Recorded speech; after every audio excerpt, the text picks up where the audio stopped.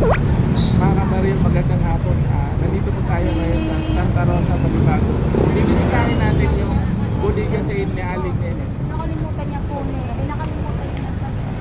Tara, pasok tayo para makita natin kung ano meron sa loob. Yun, meron silang mga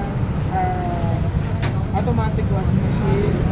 Ito man ginagamit sa helmet para pang-disinfect mga ito. So, tara, meron dito. Amplifier, speaker. So, tara, pasok tayo sa loob para makita natin kung ano pa yan. Refrigerator na ganito. Speaker, sir. Sold out na ah. Ano, mayroon din silang mga mini speaker. Ito yung mga price nila. So, meron din mga helmet.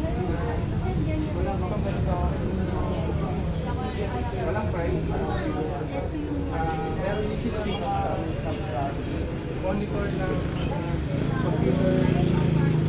Tapos mga ganitong speaker. Kalalaki. Meron din naman silang 3,500 pesos sa speaker. Tingnan natin dito.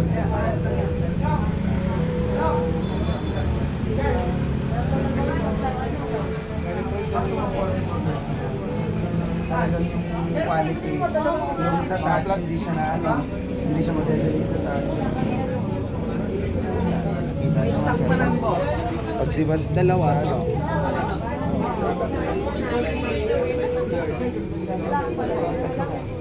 Kailan pa po kayo nagsimula nung bodega?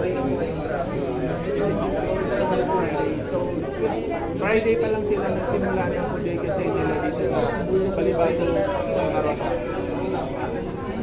Silip lang kami dito sa meron din sila mga refrigerator, noodles, pero lalaki. So, magkano ang presyo ng ano niya? Sir, magkano ang presyo ng ganito na? 29.99. Yun, 29,999. Ito, food order din. Parang freezer.